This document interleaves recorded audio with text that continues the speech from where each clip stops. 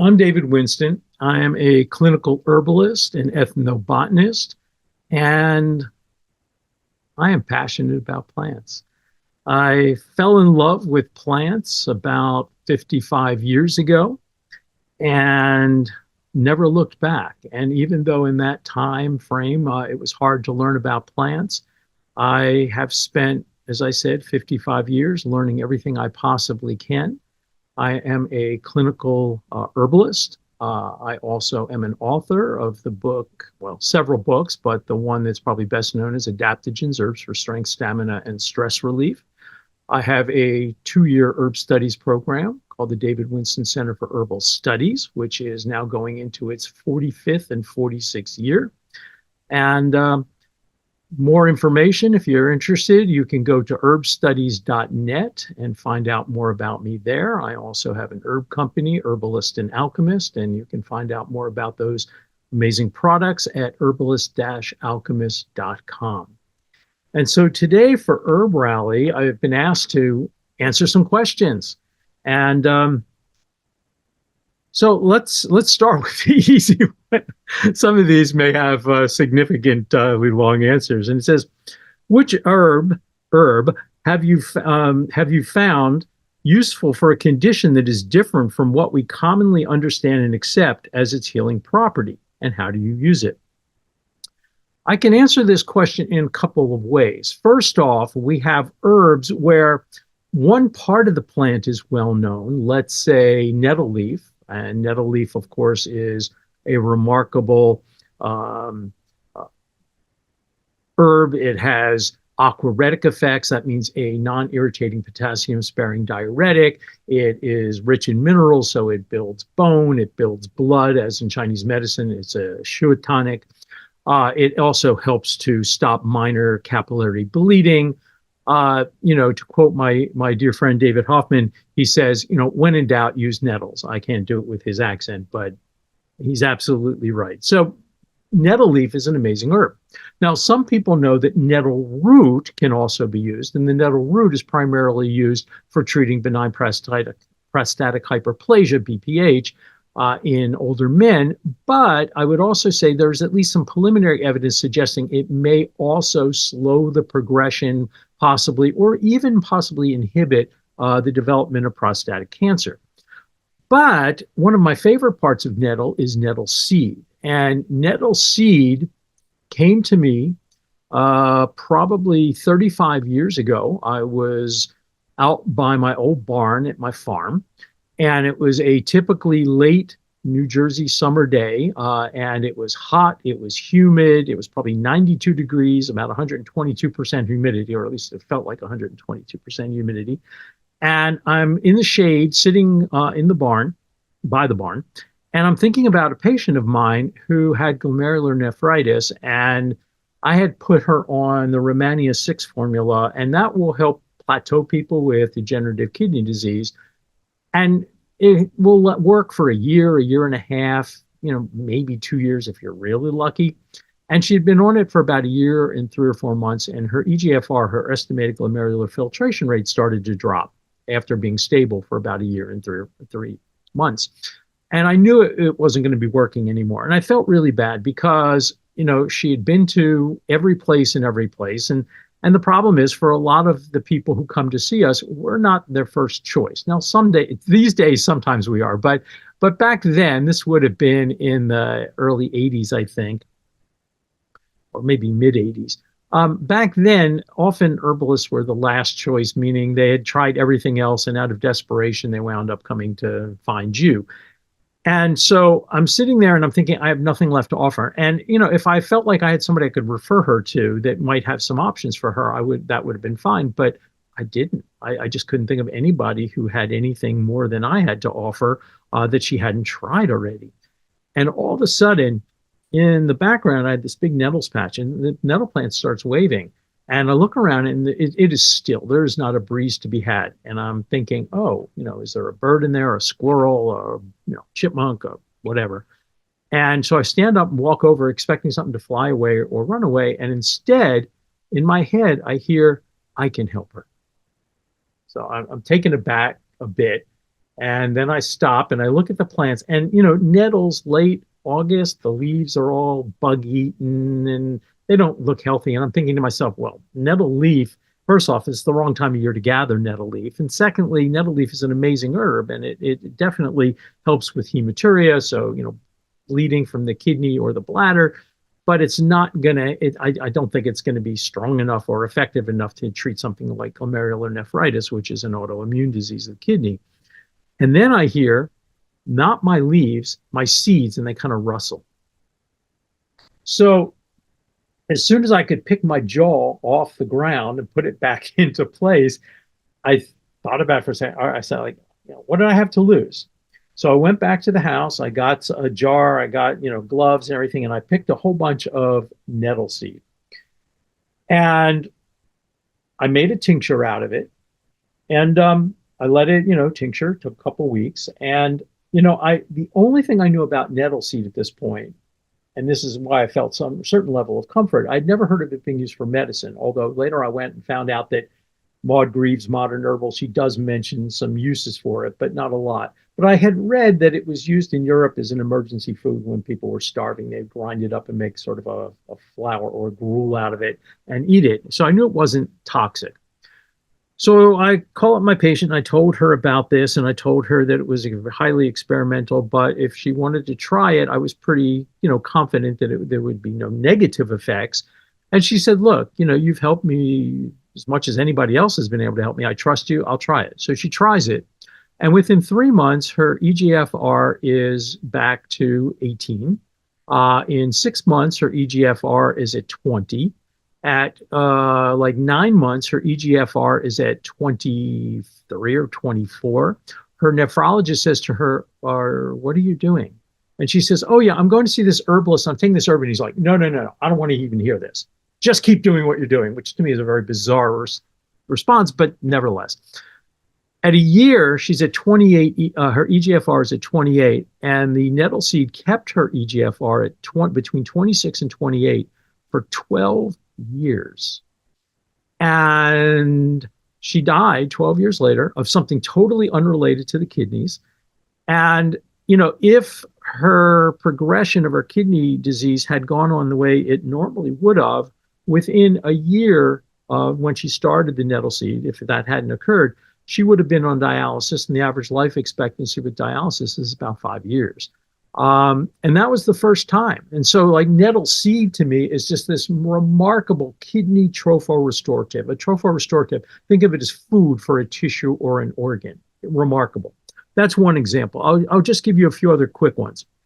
Another one where there's a part of a plant that's not commonly used is mullein. And everybody knows mullein leaf. A lot of people use mullein flower, but what about mullein root? You gather the root in the autumn of the first year because it's a biennial.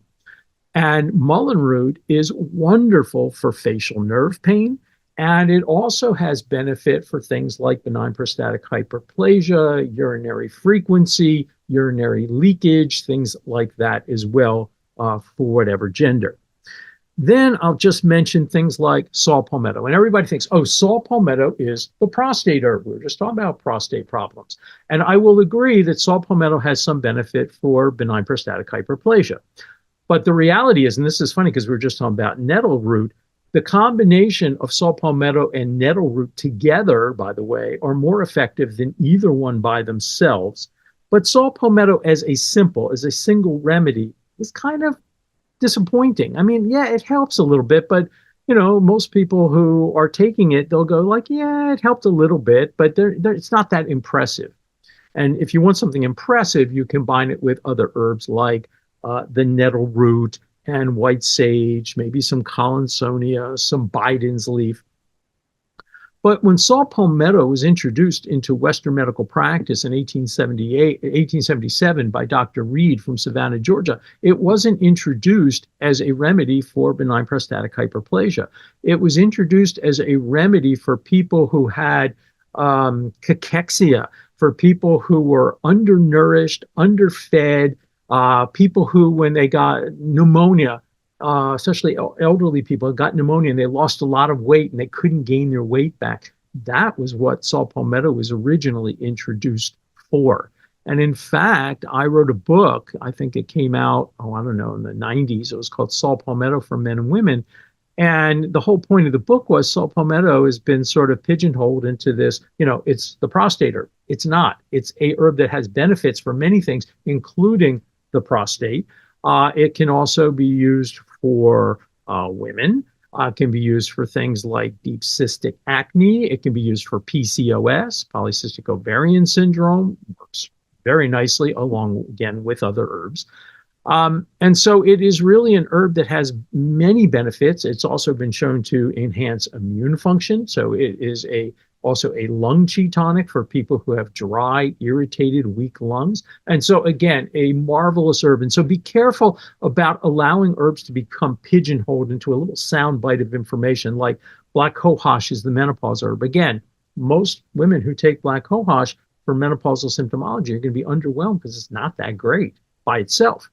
Combine it with some Vitex, chase tree, and some motherwort, a little licorice, a little sage. Now you got something serious. So it really helps reduce symptoms.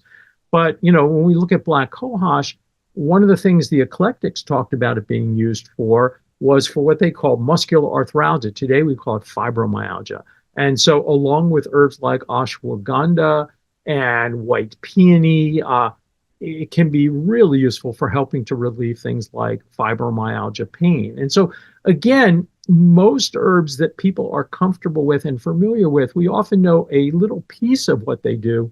And I doubt there are very many herbs out there that don't have many more uses than are commonly known and many more uses that anyone knows. And so for me, it's always, what do you know about an herb? Hopefully is going to be different 5 years from now than what you know now. All right, so long answer to a short question. So it says, what are some great herbs for stress relief tea? Well, for stress relief, I especially like our nervines. If we were in the UK, it would be nervines. So nervines are not sedatives. They are nerve tonics. They help to restore the emotional foundation. But we're talking about tea here. So not everything makes a great tea. One of my favorite nervines is fresh oat, but the eclectics were very clear that fresh oat loses most of its activity when it's dried. So that means you're going to make a tincture out of the fresh plant or a glycerate out of the fresh plant. And so once you've dried it, you've lost a lot of activity. So I'm not going to be using it in a tea form. So some of my favorite, and for tea herbs, one of the biggest challenges as a clinician is compliance. So if you have, you can tell patients all sorts of things, or clients, whichever you prefer. But if they don't do it, I can't tell you how many times people, say, well, what can I use for this? And I may say, well, try this, try that. And you see them 6 months later, a year later, oh, how's it going? Did you try that? Oh, yeah, I bought it, but it's, I haven't taken it. I have news for you. Herbs don't work very well unless you actually use them. So whether it's ingesting them, whether it's putting them topically, whatever you're doing with it, you actually have to use it. So nervines, if you want people to drink tea, there are people who will take anything, it's true. But mostly make sure it tastes good, because that helps prevent people from going, oh, I tried it, but it's just gross tasting. Most people, elecampane, they think it tastes horrible. There's always one person in every group that says, oh, I love the taste of elecampane, but that's almost pathological in itself. I'm joking, it's not. So nice tasting nervines, chamomile, linden flower, which tastes delicious, lemon balm. So a combination, equal parts of chamomile, linden flower, and lemon balm is a great base for helping to relieve stress. And then I would add to that 2 calming adaptogens. Some adaptogens are stimulating, some are calming, etc. There are different types of adaptogens. And so 2 calming adaptogens, and both of these fit into the category, they're not well-researched adaptogens. So the first one is a Chinese herb called jiaogulan, which is a Gynostema pentaphyllum, and it's easy to grow because many of your adaptogens, like a ginseng, they're not easy to grow. But jiaogulan, Gynostema, is really easy to grow. It's in the Cucurbitaceae family, the cucumber family. And if you're in the South, it stays green all year round. Here up north, it dies back, but comes back in the spring, and it can grow fast. There are 2 varieties. One is sweet with a bitter aftertaste, and one is bitter with a sweet aftertaste. And really depends on just how the level of bitterness. Personally, I think the bitter one with the sweet aftertaste is probably more medicinally active, but either one is going to work. And because of that sweetness, even though there's some bitterness there, that's actually nice in a tea. And again, it's a calming adaptogen, helps lower blood pressure, helps reduce anxiety. And of course, our nervines also have anxiolytic effects. And then I would add to that what I would call a probable adaptogen, meaning there's just not quite as much research on the well-researched adaptogens, of which there are only 8 or 9 of, and that would be holy basil. And holy basil is anxiolytic, it's antidepressant, it is, in my opinion, more than likely an adaptogen, and it tastes good. And so a combination of these 5 herbs, probably about equal parts, you can make it into a hot tea and drink it hot, you could ice it, and it would be delicious. And if somebody's like, I want a little more flavor, you could add a pinch of cinnamon or you could add a little bit of ginger. They won't take away from its effect. They just might add a little bit more flavor. So that's my answer to the next question. The next question is, what is the first plant you remember having a relationship with as a kid? And the simple answer to that is plantain. Although when I was 4 or 3 or 5, somewhere in that time frame, when I was using it, I had no idea of its name, nor had anyone ever shown it to me.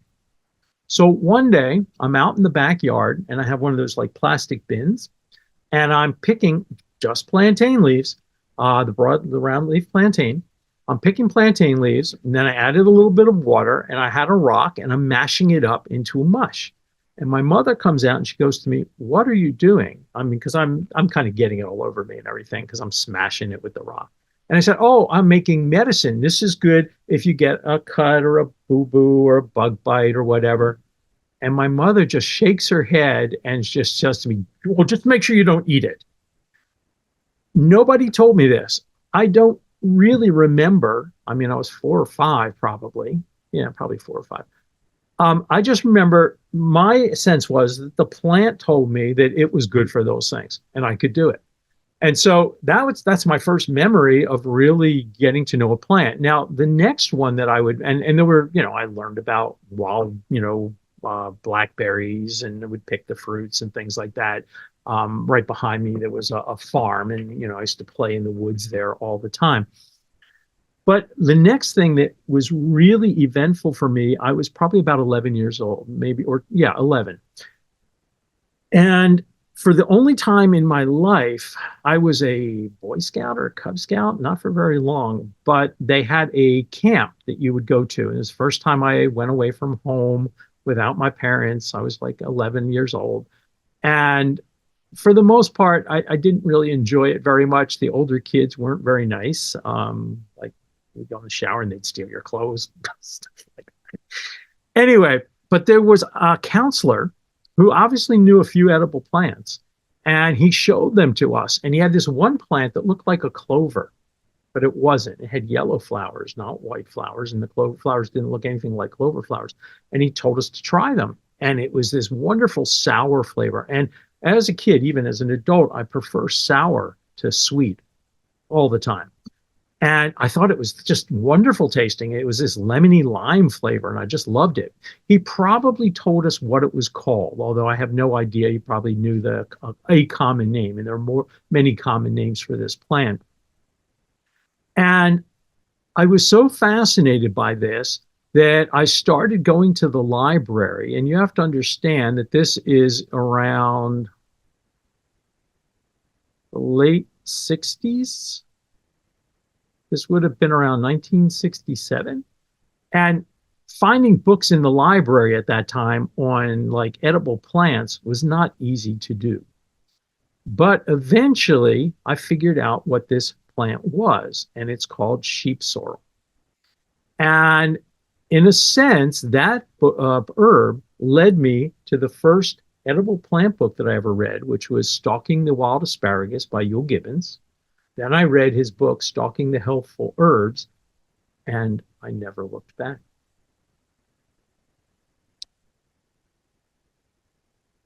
What difference or similarities do you believe herbalism has in the present day compared to 50, 100, or even 200 years ago? I am a bit of a historian. I have a very large herbal library, and I am fascinated by the history of what came before. Whose shoulders do we stand on? And if we look back 50 years ago, I started studying herbs formally in 1969. And at the time, herbal medicine was at its nadir, its low point. If you had gone into the average American pharmacy in 1969, you might have found 3 herbal products in your average pharmacy. You would have found something with senna as a laxative. You would have found ipecac to make people vomit. And you would have found some type of distilled witch hazel, Dickinson's or some other brand of distilled witch hazel. And that's probably about it. Herbal medicine, with the exception of some rural and ethnic communities, virtually ceased to exist in mainstream American communities. And so when I compare herbal medicine to then, so 50 years ago, that was 55 years ago, so that would be sometime in the around 1974, herbal medicine was just the first inklings of what I call the American herbal renaissance were really happening. And this was coming out primarily, I mean, there was still herbal medicine in one place, and that was in Utah within the Mormon community. And of course, all those Mormon-run herbal companies like Nature's Way and Nature's Sunshine and Solar Ray, and there's several others, Nature's Herb. They're probably all starting around that time, then maybe a few years later. So, and they are a reflection of the sort of continuation of Thomsonian medicine, which was actually taught by Joseph Smith within that community. But outside of that community, the impetus for the American herbal renaissance is the hippie movement and the back to the land movement, which comes out of it.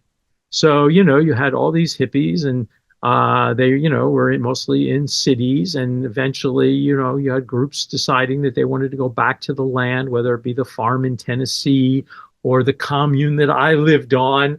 And everybody was really interested in getting back to nature. And so part of that was reclaiming our heritage and our understanding of herbs, both as wild plants for food, but also wild plants and herbs as medicine. And so that's really when it is beginning, and you start seeing these sort of herbal homemade publications starting to show up, because before that, there are so few books about herbs. There were a few, but not many. And you start seeing these little pamphlets show up, especially on like on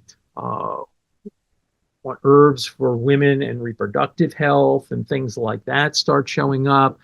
And you start seeing some of the first new books, sort of the, what was her name? Alicia Bay Laurel, I think, about, health and healing, and Jeannie Rose's books, Herbs and things like that start.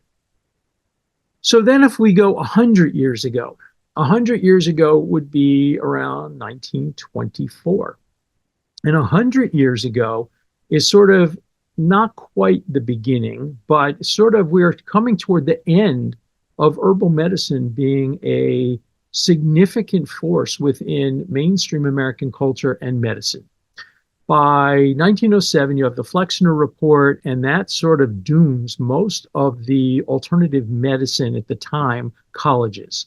And so whether we're talking about the eclectics who had their own medical colleges, whether we're talking about the physiomedicalists who had their own medical colleges, the homeopaths who had their own medical colleges, all of them were graded as insufficient, substandard by the Flexner Report. And so all of a sudden, these sectarian practices of medicine were seen of as inferior. And there's multiple reasons that I don't have time to get into here. And so they all start closing. And by 1924, all the physiomedical colleges are gone. I'm not sure about the homeopathic colleges. Hahnemann in Philadelphia might have still been homeopathic. I'm not quite sure. The eclectic medical colleges by 1924, all of them but one were closed, and that was the Eclectic Medical College in Cincinnati, which held on until 1936. And what we see when we look at the official books within medicine, things like the U.S. Dispensatory and the United States Pharmacopoeia, 1890 is sort of the high point for herbs within medical practice, and they start falling off. And so by the 19 aughts, the number of herbs is dropping. And by the 1920s, the number of herbs has dropped precipitously. And between 1920, I think it's around 26, when the U.S. Dispensatory comes out, and then the next one in 1936, the number of herbs falls off a cliff. And herbal medicine at this point just almost disappears. Yeah, there's still people using it. There's still people who are older physicians who've been using herbs, and they weren't even necessarily eclectics or physiomedicalists. They just happened to be physicians who realized that echinacea was actually useful and continued to use it. But that further disappears, and by the time World War II rolls around, herbal medicine is pretty much gone in North America. I mean, it is really non-existent. Then if we go back another 40 or 50 years to, the 1880s, 1870 to 1890, it is the golden age of eclectic medicine in North America. These are medical doctors who primarily practice herbal medicine. You also have the physiomedicalists, who are a much smaller group. And at that time, it seems like herbal medicine is here to stay. And for multiple reasons, including one I'll talk about a little bit later, that doesn't pan out. And so, but some of the lessons that we can learn from that time is that back in the 1870s, 1880s, you have these different groups which are alternatives to orthodox medical practice, the allopathic practice. So you have the eclectics, you have the physiomedicalists, you have the homeopaths, you still have some people who primarily are hydropaths. This is before naturopathic medicine makes its introduction into the United States. And what do? Instead of recognizing their commonality and how much they have in common, they spend much of their energy fighting each other, hurling invective at each other. They hate each other. And one of the things that I see, I think there's this old expression, those that do not know history are doomed to repeat it. And I think there's some real truth to that. And so we see today, whether it be competing organizations of traditional Chinese medicine practitioners, whether it be competing groups in homeopathy, whether it be competing groups in herbal medicine, where often these groups are very siloed. So, I teach at herbal conferences all the time, and it is relatively rare to have somebody from the traditional Chinese medical community. Sometimes it happens, but people who are primarily TCM practitioners tend to go to TCM conferences, whereas the general herb conferences tend to include much less of that. Naturopathic medical conferences mostly have naturopathic physicians teaching, although some of them, certainly there's some fantastic naturopathic herbalists who present regularly at herbal conferences. Again, homeopathy tends to be siloed. Ayurveda to some degree, there's an Ayurvedic organization. They tend to have their own conferences. And the problem is this happened before. And the truth of the matter is American herbal medicine, as it exists today, I would argue is the most vibrant, creative, interesting, and vital herbal tradition that exists. Why? Because number one, we had to relearn our medicine. And so, yes, we want to know all the tradition. And I want to know what the eclectics had to teach us. We stand on their shoulders. I want to know what the physiomedicalists had to teach us. We stand on their shoulders. I want to know what, the early naturopathic physicians did. We stand on their shoulders. I want to know Southern folk medicine. I want to know the native traditions, Native American traditions that have, we are standing on their shoulders. But we are also, when this Renaissance started, In 1969, when I first started, it was so hard to learn anything. There were no herb schools. There was only one or two herbalists that I ever heard of that were alive. And Dr. Christopher would be probably the best known one. And I applaud him for keeping herbal medicine alive at a time where it was almost extinct. I'm fortunate enough to have spent some time and taken some classes with him.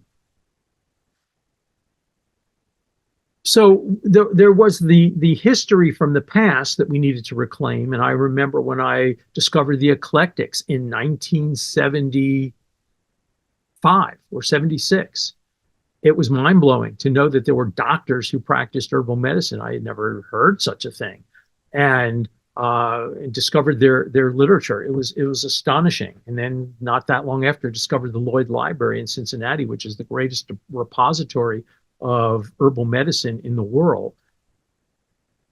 So there was the past, but again, it was hard to learn. There were books out there, but not a lot. And if you don't know anything, you have no way to determine whether the book you're reading is valid, is good, is bad, is, some of both. You don't know. And so those of us who were starting at the time, I think a lot of us felt a certain desperation. Number one, to find community, because most of us, unless you may be lucky enough to be in California, I thought I was the only herbalist on the East Coast for almost a decade. Now, I wasn't. There were other people, but most of them, again, were hidden away in either ethnic or rural communities. They may have been widely known in their community, but outside of that, they were pretty much invisible. And I certainly knew about Dr. Christopher and a handful of other people, but most of them were all on the West Coast. So number one, we were searching for community, because if you find something you're passionate about, something you love, you want to share it. You want to share it, number one, because you want to learn more, and hopefully somebody else knows more than you do. But you also want to, if you're into model cars, then you join a model car club. If you're into puzzles, you go to puzzle swaps. If you like to crochet, you may join a crochet circle. You want to share it with other people and share your passion. And it was really difficult. So instead of working together to create more community, to recognize the similarities and the differences, there is still a lot of this siloing of communities. And that is unfortunate, because we have a lot to teach one another. And we need to learn to connect outside of our own little group, because there's a lot of knowledge outside of that. And there's a lot of benefit by working together. There is strength in numbers. I would also point out one other thing that happened about 160 years ago, maybe 70 years ago, 170 years ago, and that was called the eclectic resinoid craze. And Dr. John King, who was one of the great eclectics, by accident discovered, by dropping mayapple tincture, podophyllum tincture, into a water vat, which was an accident, something precipitated out. And it was a resiny substance, and he called it podophyllin. And this was the first eclectic resinoid. He tried this with several other things, including iris, making irisin, and caulifilin, which is blue cohosh, making caulifilin. And each of these substances was much stronger than the tincture or the fluid extract. And in a sense, he had discovered the active constituents. Now, there has always been a push to discover active ingredients. Back in the early 1800s, they isolated morphine from opium and discovered, and that was much stronger. Well, what happens is he publishes his results in the Eclectic Medical Journal, and the drug companies of the day take this up and start doing this process for every herb in the Materia Medica. There's only one problem, which nobody figures out for about 10 years, that this only works if you have resins in the product. If you don't have resins, you don't get anything that's active.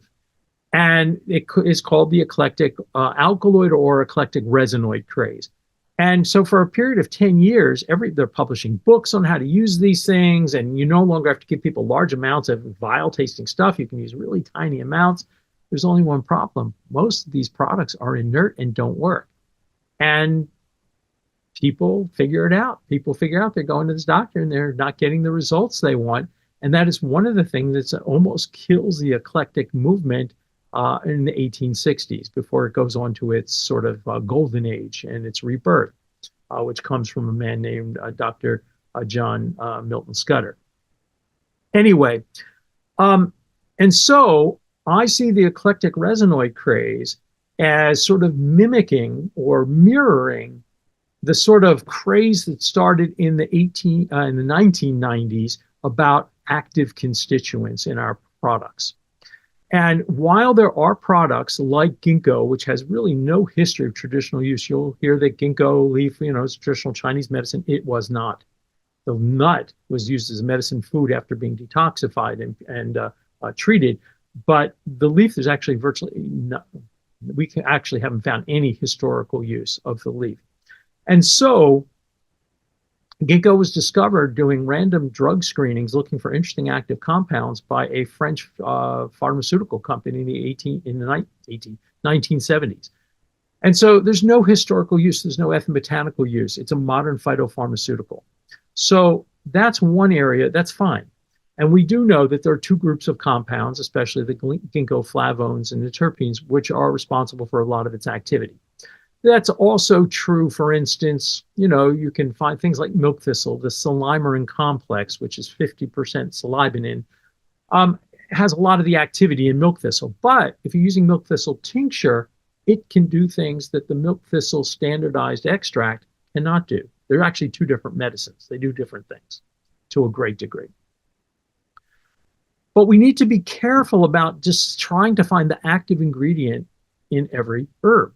Interesting study was done. There's some researchers decided that the active ingredient in hawthorn was a flavonoid called Vitexin 2-rhamnoside. They extracted that from the plant. They gave it to rats or mice, and it didn't do anything. So then they thought, well, this was actually a really smart idea. They said, let's give the rest of it to the rats or mice and see what it does, because that'll tell us that we've missed something, that's something else in there. And they gave that to the mice, and it didn't do anything while the whole plant did. What's the sort of quote moral of the story, the teaching of the story? The active ingredient in hawthorn is hawthorn. It's not one single compound or one set of compounds. It's the whole plant. Nature, when it puts things together, there is this sort of, think of it as a biological symphony. And you can take every chemical that's in a plant, if you could figure out what every chemical is, put it in a bowl, mix it together, it won't be that plant. Anyway, those are two things I think that we can learn from 150 years ago that we really want to avoid because neither one worked well. And there were real problems with both. The next question is, what does an herbalist mean to you and your life?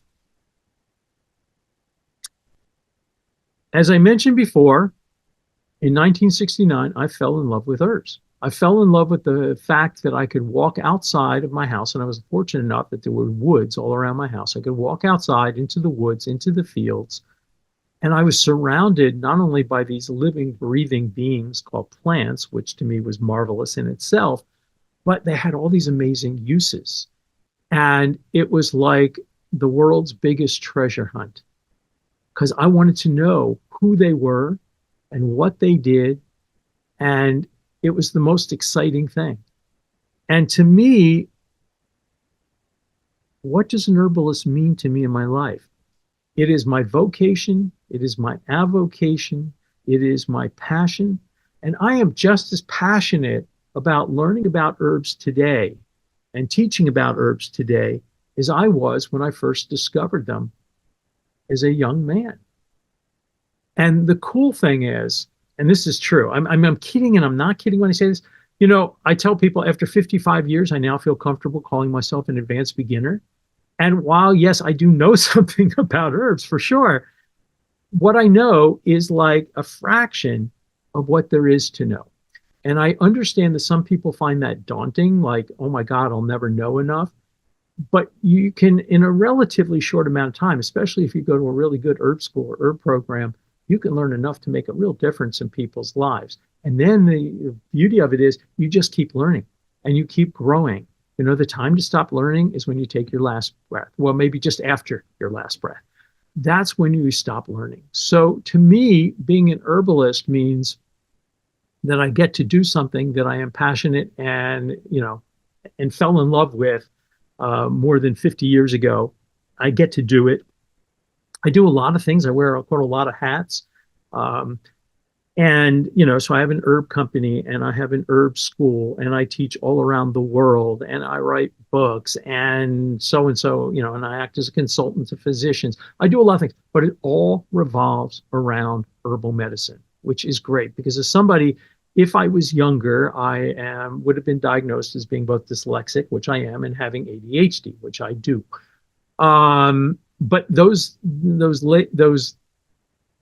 diagnoses didn't exist when I was a kid. And so it means that I have found something that I can devote my life to. And, ADHD is kind of interesting. If I'm not interested in it, it is so hard to focus my attention on something. But if I'm interested in something, it's like a laser beam.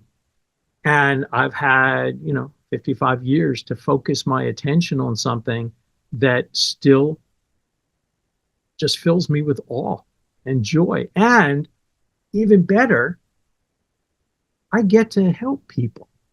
I get to help people find their way back to wholeness and health and wellness.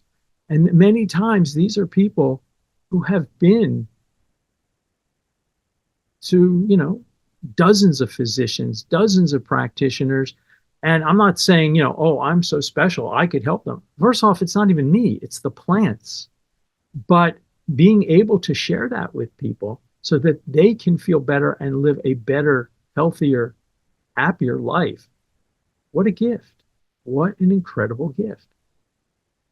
And to be able to help resurrect this knowledge and grow this knowledge and then pass it on to the next generation so that it can become something that is not alternative, but actually something that is common knowledge is my passion.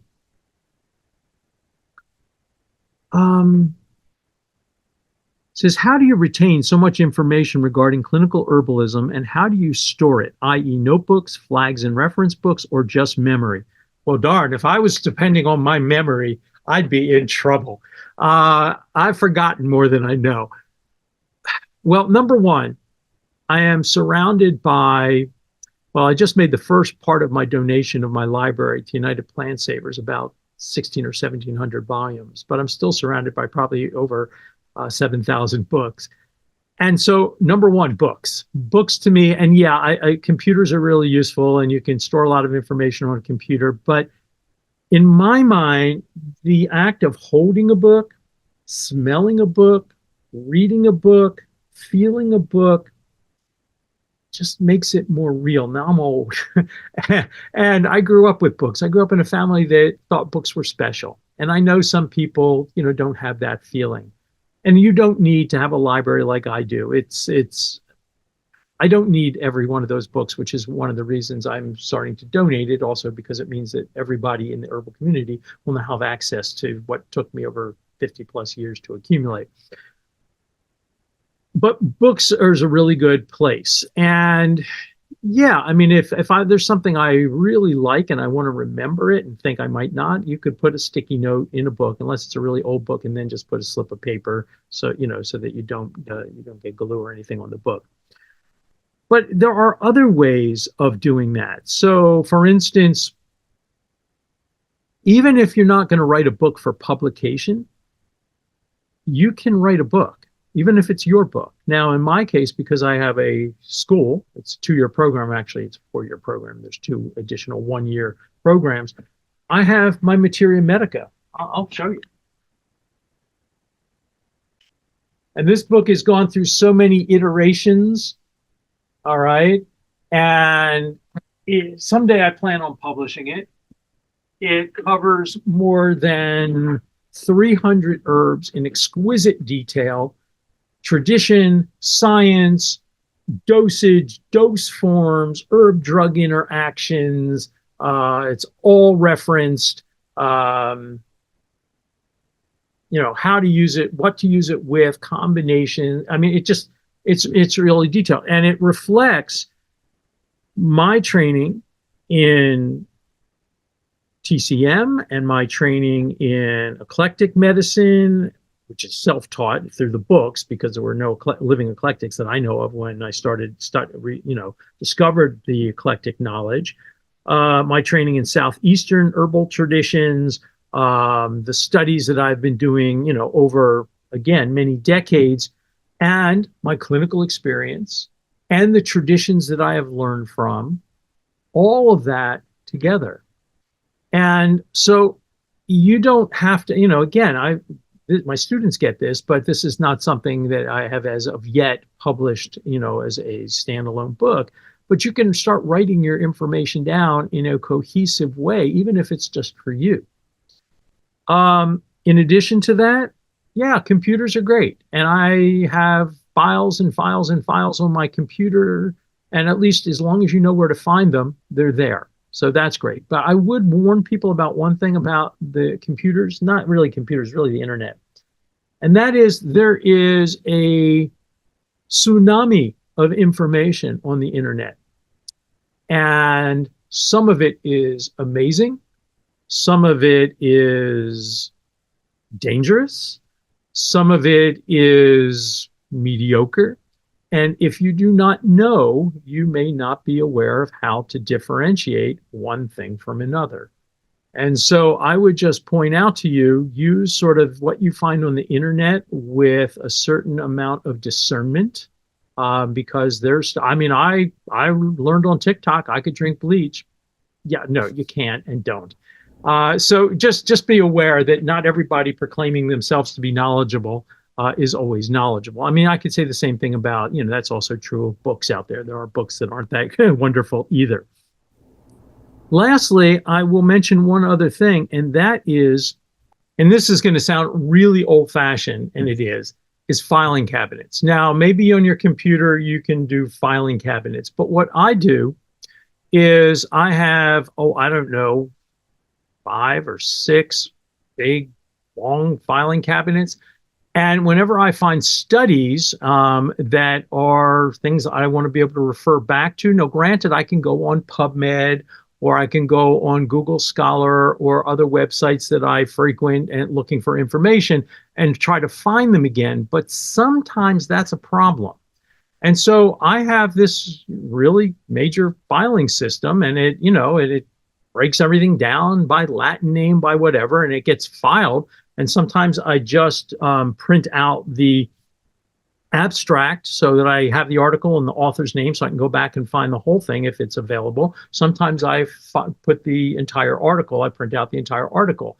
And that is just another way of organizing things. And because I'm a bit of a Luddite and really old-fashioned, that works for me. Again, for many of you, I'm sure there are systems that are way better than this on your computer, that you can file things away alphabetical so that you don't need massive filing cabinets.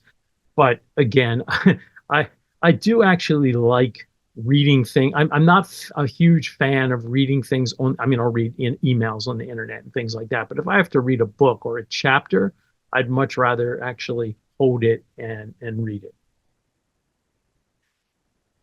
The next question is, what is your vision or dream for the future of herbalism and herbal medicine in the United States? And I have a dream. And my dream is this. Coming from a time where herbal medicine was almost extinct, I would like to see a time, hopefully within my lifetime, where almost every mom and dad and grandmother and grandfather knows basic kitchen herbal medicine for their families. I would like to see a time where there are community herbalists in every community, where there are clinical herbalists available in almost any clinical setting. And why? Well, number one, I believe it is our heritage. I believe it is our birthright to have these incredible plants to be able to use to help us stay well and get well.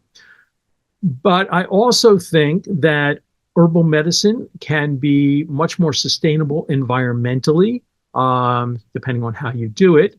I think everybody should be growing herbs at their house. If they live in an apartment, on their, if they have a balcony and pots, because many of them are so easy to grow, and they can be right there, and you can use them in cooking, you can use them for making teas, etc. But I also think that the American medical system, for all of its wonders, for all of its successes, for all the amazing things it can do, and it does amazing things, is unsustainable. We here in the United States have the most expensive medical system in the world, yet we rank behind every other developed country when it comes to infant mortality, life expectancy, etc. And I think that herbal medicine, well done herbal medicine, could be one. It's not the answer, but it is a part of the answer for helping to create a sustainable practice of herbal medicine within not just the United States, but around the world. And the other thing is, and a lot of people have this idea that it's this or this, it's either or. So you have orthodox medicine, you have herbal medicine, or any of the other non-orthodox practices. And it's sort of this, one or the other. I don't think anything could be further from the truth. Where orthodox medicine is strong, if you have bacterial meningitis, do not call your herbalist, do not call the chiropractor, do not call the Reiki healer. You want to be in the hospital with an IV antibiotic because that'll save your life. But once they have saved your life and they discharge you and you have significant cognitive impairment and they tell you, well, hopefully, we'll send you to speech therapy and occupational therapy, and hopefully you'll regain all of your abilities within a period of a year to a year and a half. And you can take herbs at that point. And I've done this with many patients where within 2 to 3 months, they've regained most of their verbal, auditory, functional capacity. There are other times where orthodox medicine is strong, often is where herbal medicine is at its weakest. But the obverse is true, where herbal medicine is strong tends to be where orthodox medicine is at its weakest. And there are times when herbal medicine has incredible answers for so many things, especially a lot of chronic degenerative disease and issues with aging that orthodox medicine struggles to deal with. And so the answer is not one or the other. It's which one is most appropriate in this given situation for this person. And there's a lot of factors that go into that. And so my dream is to make that available for everyone. So it is not alternative.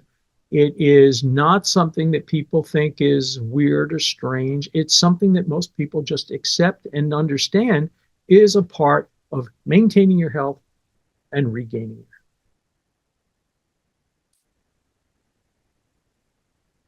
The next question is, did you choose this path, or did this path of an herbalist choose you? I sort of answered that a little bit before, and I will simply say it came to me at a very early age. It was not a conscious decision.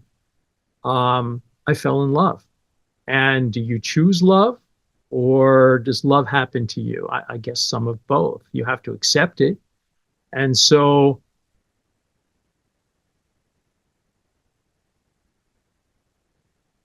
it happened. And I am so glad that it did.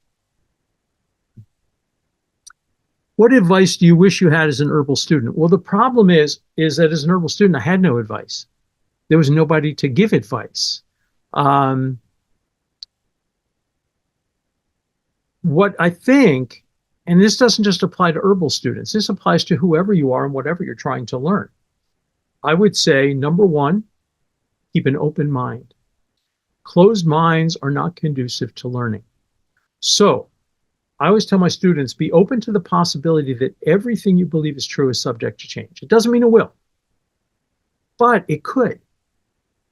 And being open-minded, being open to the possibility, that you can learn new things and that may upend everything that you think is true, which is a very uncomfortable feeling, is, I think, a really wonderful quality to have in both as a student, as a clinician, as a teacher. In addition to that, I would say persistence is a wonderful quality to have. I think you need to be really know and respect both tradition and science and experience and the plants. Because I think ultimately the plants are our best teachers. The plants know so much more than we do or probably ever will. I mean, we can understand them through many lenses. But, I told you the story of nettles. That came from the plant itself. And some of the most amazing things I've ever come across came from the plants themselves. And in fact, some of these things that I've learned decades later, somebody else sort of, whether they came across some writings of someone or whether just serendipitously, I've actually had a couple cases where things that I learned from the plants, somebody eventually studied it, did research, and proved exactly what the plant had told me that was not in the literature, that was not a known thing, sometimes decades earlier.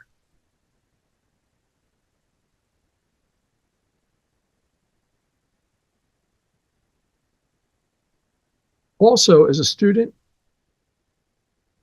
enjoy yourself.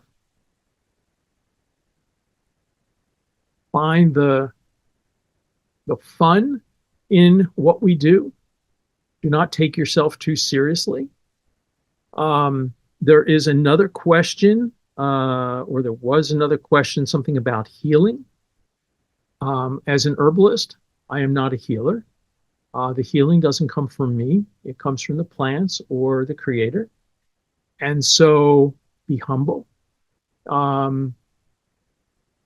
If somebody is a teacher or a practitioner and they think they know everything, run in the opposite direction, because that person has not only lost that ability to be humble, but they're living in a fantasy world. No one knows everything. And no matter how many times you've treated a specific condition and it's worked, you're going to come across a patient where you try what you think you know what to do and it doesn't work.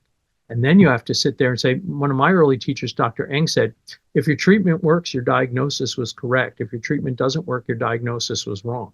So where did I go wrong? What didn't I understand? And be open to those answers. And by the way, that's not a bad way to live your life, and be open, when things don't work out in relationships or at jobs or whatever. Yeah, sometimes it's not all you, but what part of it was, what part of it is, what can you learn from that experience? And that's one of the greatest things in life. Oh, and don't be afraid to make mistakes. Now, granted, we're dealing with people and their health. So the good news is it's really hard to hurt somebody badly with herbs. I mean, if you're using really toxic low dose herbs, yeah, you can. But using most of your gentle food herbs, or even your gentler medicinal herbs, it's hard to really do damage to somebody. Now, we're not talking about allergic reactions or idiosyncratic responses. They can happen to anybody with anything, not just herbs, supplements, foods, pharmaceutical medications, dishwashing liquid. They can happen with anything. But barring that, herbs are remarkably safe in most situations. There are times, but if you learn what you're doing and you learn it well, you will learn about some of the times when you just, don't give somebody who has hyperthyroid condition, don't give them ashwagandha. It stimulates the thyroid. They don't need more stimulation. So you learn basic things like that. It says, what's your favorite way to introduce children to herbalism? Herb walks, nature walks, and gardening. And I think if we want to make herbal medicine part of mainstream culture, you have to introduce it to children. And so any program that introduces herbal medicine in schools or at home to children, projects where you identify tree leaves, taking kids out on herb walks and introducing them to simple edible plants, with the caveat that, you need somebody who knows what they're doing before you put it in your mouth. And this is true for adults too. If you're into foraging all of a sudden, you're seeing all this popularity of foraging. If you're not 100% sure what it is, don't put it in your mouth. There have been some very unfortunate incidents over the years of people thinking they had something and it turned out to be something else that was toxic. For me, I'm not a mycologist, but, there's about a dozen edible mushrooms I know for sure, and I'm very comfortable eating those, collecting those and eating those. But if I find one and I'm not sure, you know what they say? There are old mycologists, there are bold mycologists, but there are no old and bold mycologists.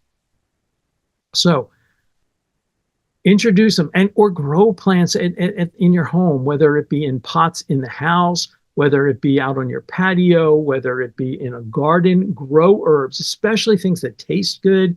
And you can, you can harvest them, you can dry them, you can make teas out of them. You can grow catnip for your cat and sew little cat toys. There's so many creative things. You can make sleep pillows to help dreaming and relieve bad dreams. There's so many ways you can introduce children to these things. And if you introduce them when they're young, it's not weird and strange when they get older. And finally, it says, what's your favorite resource for learning herbal medicine or herbalism? Well, as you've already figured out from some of my previous answers, I like old books. There is a wealth of information in the literature. But I also highly recommend finding a really good herb school. There are different herb schools. They appeal and are beneficial for different people depending on what they were looking for. There are a few programs like mine that are very much clinically oriented.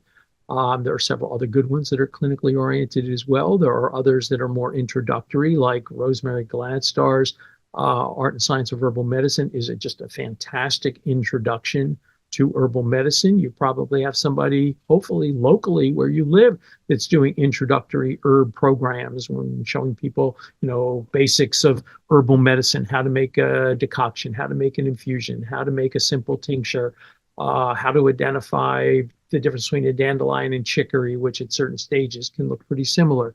So those are all great ways. Go to conferences. If you have a herb teacher, that's great. But everything you're getting is that person's lens and view. Try to go to conferences where you can hear from multiple people and find people whose teaching style really works for you. And go to different classes. Like when I go to a conference, usually I'm teaching at the conference. When I'm not teaching, I go to classes. And I often try to pick out people who I don't know or I've never heard from. I mean, there's some people who I just think are so impressive that I always go to their classes. But there are other people who I don't know. And like I was just teaching at a new conference in Alabama 2 weeks ago. And there was a young man doing a tree walk. And I just being out with the trees is fun. And this guy, he was impressive. He was a young guy. And, his knowledge of herbs was a little more limited, but he introduced basically the class was really learning how to botanize, how to identify trees. And he said some things that I had never heard before. And it was impressive. And so go to classes from people you have never heard of, check them out, learn there. And then spend time with the plants, get to know them. And you can get to know them by growing them. You can get to know them by making medicine out of them. One of the ways that I taught myself, first off, when I was young, I had no one to teach me directly at that time. So I taught myself field botany. I made a number of interesting mistakes, funny mistakes, actually. And one of my philosophies was, if I hadn't tried an herb, I would take it and see what it did to me before I gave it to somebody else. I still do that today. I still like to experiment on myself. Now, granted, you if it's something that's toxic, you may not choose to do that. On the other hand, if it's really toxic, you probably shouldn't be using it unless you've been trained to use it. But I like experimenting with things. And so like an herb I'd mention is called cryptolepis, which was introduced about maybe 10, 15 years ago. It's an African herb. And it was introduced primarily into, the Lyme community for treating both Lyme and Babesia. And before I started giving it to people, I had to experience it. And oh my God, it makes Andrographis look mild in the sense of its bitterness, but it is a powerful herb. And so, I wanted to get a sense of what it does and what it feels like, in a sense, do a proving. Not that I'm taking so much that I make myself ill, although in the past, a long time ago, I sometimes did that unintentionally, but I want to get a sense of it. And I think learning from the plants, spending time with the plants, being quiet with the plants, meditating with the plants so that you can hear them are all really valid ways of learning. And the last thing I would say is don't focus in on only one way of learning. because that's always a mistake. You don't want this to be the only lenses that you see the world through. You want to have multiple lenses. So the fact that I, trained in TCM and learned the eclectics and Western, medicine and anatomy, physiology, and pathophysiology and things like that, and Southeastern herbal traditions. And I've, spent lots of time learning about Unani Tib and a little bit less about Ayurveda. The idea is if you only have one lens to see things, it is both wonderful, but it is also limiting. And so once you feel really comfortable with a way of seeing things, try learning a new way of seeing things. And what you're going to find is that different traditions have different views, and some of them see things, they may have different names for things, but they all have the same basic idea. And then other things fall way out of that. And so, for instance, in Chinese medicine, you have a pattern called deficient kidney yang. And with deficient kidney yang, you get weak, low back pain, weak knees, weak ankles, perhaps impotence, fatigue. And if somebody came to a Western practitioner with that pattern, they would see them as unique, different things. And it's only from the Chinese lens that you see that as a distinctive pattern. And so sometimes it's really useful to have multiple views of things because it gives you multiple ways of seeing things, and then expand your materia medica. Yes, could you get away with only using 30 herbs and do a good job? Possibly. But I think of it being like an artist. And yes, a really great artist can use just black and white and make amazing art. But I'm more of the school of I want every color, every shade, every, all of the subtleties so that I can fit the herbs to the person and their specific symptom picture, their specific energetics, their specific constitution, rather than trying to fit the person to the fact that I only have 30 herbs. And none of them may be exactly what this person needs. So be open, stay open, be compassionate, caring, make a difference in the world. I just want to thank you all very much. It's been a pleasure getting to answer some fun questions. Thank you, Mason, for that. And again, if anybody wants to see more about my work, you can go to herbstudies.net and has information about my school. There's also stuff that you can download for free from my library, things that we've scanned years ago. And then my company, Herbalist and Alchemist, herbalist-alchemist.com. If you want to learn more about adaptogens, you can read my book, Adaptogens, Herbs for Strength, Stamina, and Stress Relief. I have several other books out there as well. And it's a pleasure. And if you ever get the opportunity and you're in an herb conference and I'm there, come up and say hi, tell them you saw me there. And I extended the invitation to come sit and chat and talk herbs. Thank you very much.